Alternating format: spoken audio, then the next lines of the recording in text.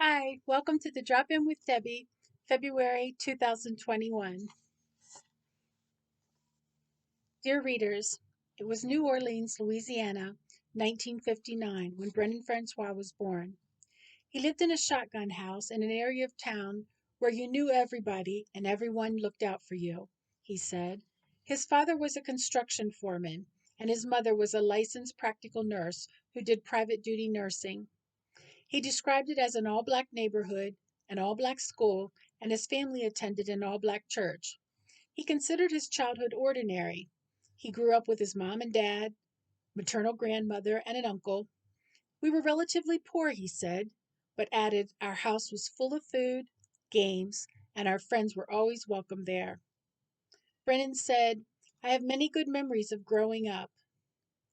Readers, if you had to describe your childhood in one sentence, what would you say? However, when he was 9 years old, a frightening incident occurred that left an impression on Brennan and his family. Remember, I mentioned his shotgun house? These were houses popular in the South after the Civil War. They were called that because they were small and narrow, and you could see all the way from one end to the other. The saying is that if you fired a shotgun out the front door, it would go all through the house, through the back door, without hitting a wall. This one particular day, Brennan and his brothers were on the back porch. They could see through the window that their mom was in the kitchen. Their dad was sitting in his chair in the living room. All of a sudden, I recall my mom screaming, Brennan said. She was frightened because, from her view, she could see the police had busted into their house and had a gun aimed at their father's head. We were all paralyzed. We didn't know what was going on. They were afraid that their daddy was going to get shot, he said. The local grocery store owner was also with the police that day. He kept saying, That's not the truck. Everyone's fear was heightened because a few days before, a similar incident happened in Brennan's neighborhood. In that case, a plumber, who was a black man, was working under a house to fix the pipes. That same day, the police were chasing a man, and they thought the assailant had gone under the home. Without identifying the man to find out if he was the correct person, the police shot and killed the plumber. It was the wrong man, but it was too late. That thought was in all our minds, Brennan said. Readers, have you ever experienced a tragic incident where you were innocent but others did not believe you? So when the Francois family saw the police with the shotgun aimed at their father, they had real reasons to be afraid. The grocery store owner again said to the police, I told you it was a white truck. That is not the truck. What had led up to the incident in Brennan's family home was that someone had robbed the grocery store, and the owner saw the thief drive away in a white truck. When the police saw Mr. Francois's beige truck, they assumed he was the robber, crashed into the family's home, and had the gun aimed to shoot at Brennan's father's head. Eventually, the grocery store owner convinced the police that Mr. Francois was not the person they were looking for. They left our property without an apology, Brennan said.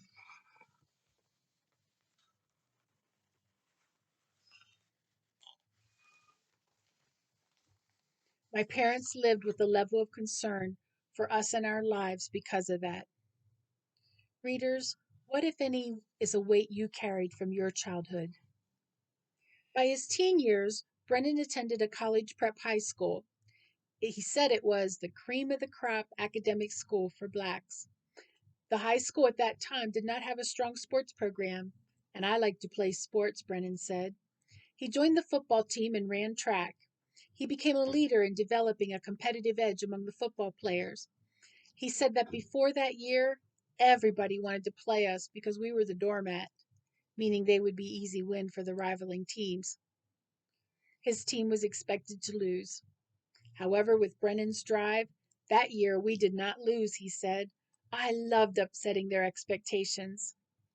Those years of being a part of a developing sports team sowed the seeds for him to champion the underdog all throughout his life.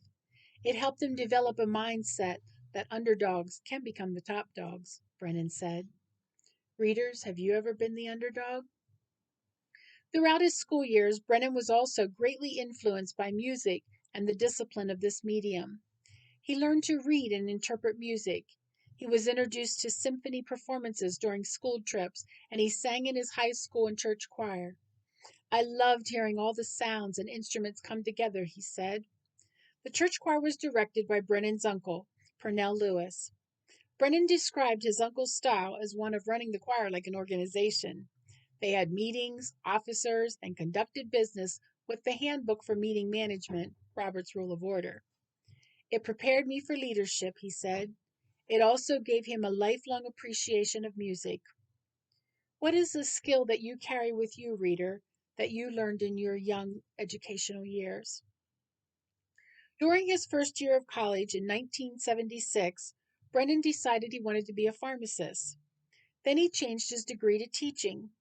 He studied at Xavier University in New Orleans, where students were mostly African American.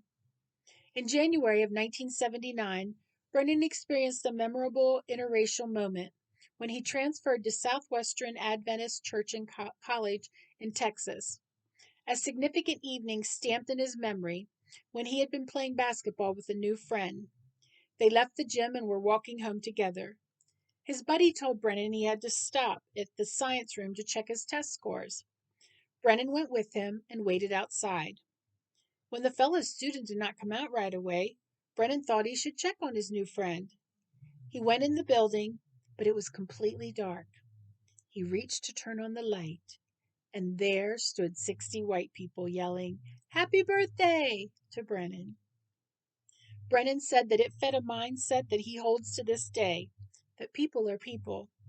He said that relationships don't have to be based on the complexion of your skin.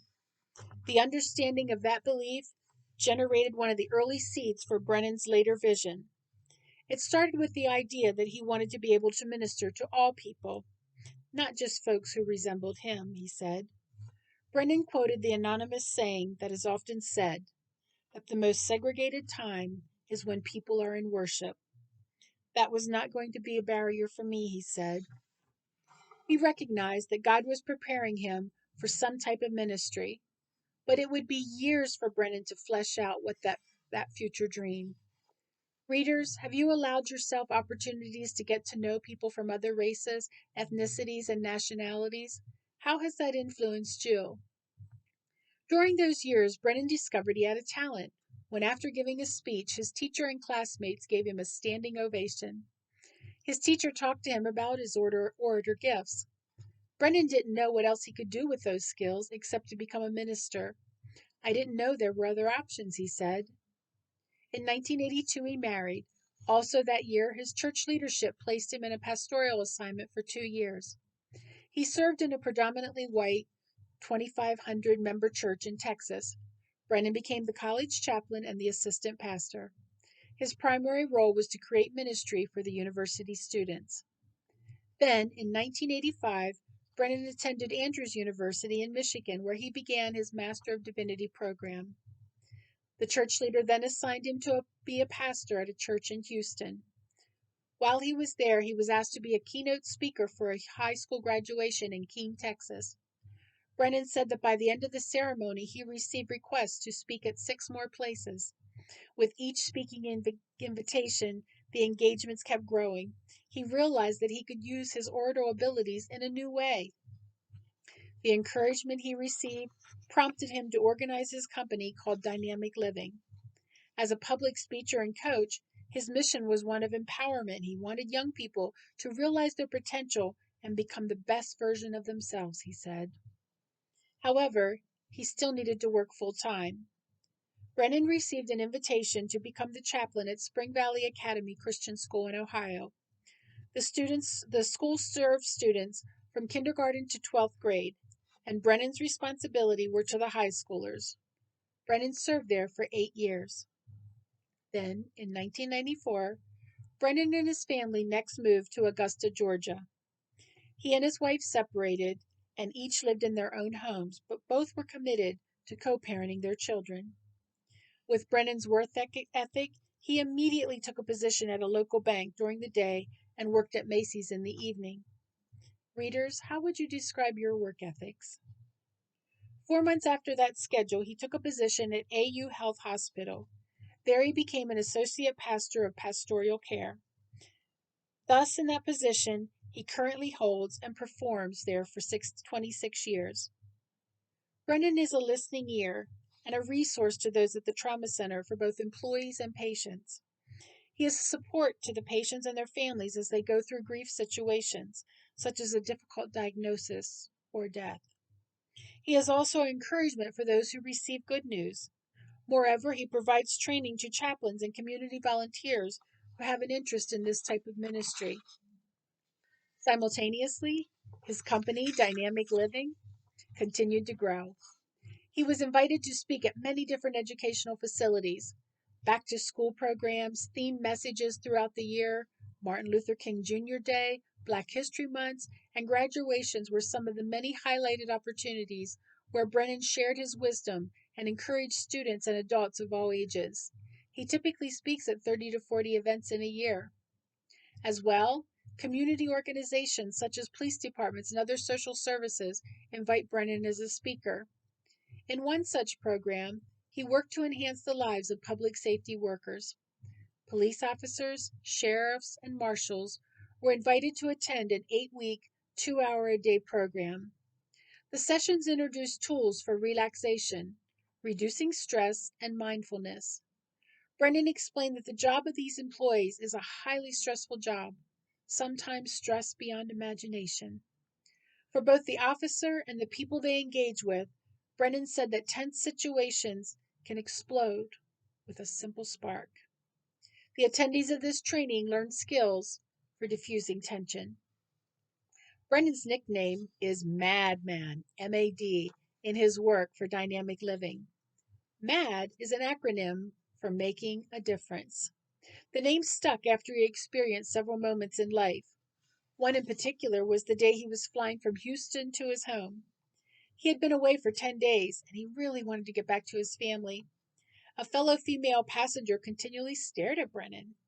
Finally, Brennan said to the woman, "Can I help you?" Her answer surprised Brennan. She said, "You look like a madman. You also look like a man that makes a difference." Even through his frustration, it touched Brennan that she saw those characteristics in him. He said that later in reflection, he remembered a childhood picture that he had drawn. In the drawing, Brennan had created 3 stages. In the first section, Brennan had drawn a stick figure of a large person helping little stick figure people. In the second stage, all the stick characters were the same size. In the third stage of the drawing, the first stick figure was holding up all the other people. The teacher asked Brennan to explain his drawing, and he knew that he wanted to help people be better. That was all he could explain about that stick figure drawing. The Madman nickname has some of its roots in that childhood image and the influence he would have on a number of people. If you had a nickname, does it reflect something important about you, reader? In a reflective moment, Brennan said, "My life has not always been a positive, successful life. I've made mishaps." He has learned that no matter how wrong you are or how off base, it is always grace to achieve God's plan for your life. Brennan said that he appeals to the people who might feel that they would be left out. He describes himself as a Christian. "My beliefs are at the core and foundation of everything I do," he said. Now, all these years later, he sees his role as an influencer to those who are working directly with people. He has become the mentor, the coach, and the one who inspires others. Brennan also uses his social media platform to encourage people. His church congregation and other followers turn to Brennan for inspiration with what he calls the word of the day. His pastor had been providing weekly Monday segments on Facebook called Motivational Monday. They said they wanted something to get them over that midweek hump. So Brennan was asked to provide words of encouragement on Wednesdays. He uses his social media influence to energize and motivate. Reader, how do you use the tools at your fingertips? Brennan is also the author of 3 books. For his most recent one, he was going to write about his reflection on the book of Luke. However, in discussion with his brothers, Brian and Benjamin, his idea expanded. Both brothers are pastors, Byron in Texas and Ben in Louisiana. Through in depth dialogue, the three brothers decided to expand the book. As co authors, the text would include not just Luke, but also Matthew, Mark, and John, which are the four Gospels of the New Testament. The brothers also invited their cousin Cedric to contribute to the book. Brennan was pleased with the new concept. He said it fit well with his life goal as part of dynamic living. Bringing people together, he said. In this case, it was he and his family members collaborating on the book. Reader, are you someone that can share the limelight? Brennan has also faced physical challenges. During the spring of 2019, he was diagnosed with prostate cancer. He experienced 33 weeks of radiation and then a surgical procedure for direct radiation. It was a life changing experience. I have spent my career helping people navigate bad diagnosis, and I was able to practice what I preach, he said. Brennan said he had a phenomenal support from family and friends, which enhanced his healing. As well, he participated in fundraisers to contribute to the research of this disease. By the end of 2019, he was cancer free. A wonderful gift for Brennan was when he and his decade long friend, Arlene, married on November 19, 2020. Her heart was deeply connected to mine, he said. That same year, Brennan was asked to be the official spokesperson for TaxSlayer Commercials, a tax preparation and financial technology company based in Augusta, Georgia. However, shortly after their good news, a new challenge ended Brennan's life. As chaplain in a hospital, he is a frontline worker during what we all experienced as the COVID-19 pandemic. As the year 2020 ended, Brennan tested positive for the virus. In typical Brennan fashion, when discussing the risks that come with the work, Brennan said, "People are valuable and precious. The sick need and deserve love and attention. The love, support, and attention I've been able to give our patients and staff at AU Health is worth this journey. I'm still living my purpose." Now Brennan is symptom free. Through his work at the hospital, in the community, and on social media with his company, Brennan exemplifies his beliefs. I've known Brennan for over 4 years. He continues to be an inspiration to me. He asks great questions and helps me flesh out ideas. He challenges me to be my best. Brennan chooses dynamic living. Reader, if you named a company after your life, what would be the title? Until next month, may peace be at your side. I hope you join me, Debbie Knoll, for another edition of Drop In with Debbie. Thank you.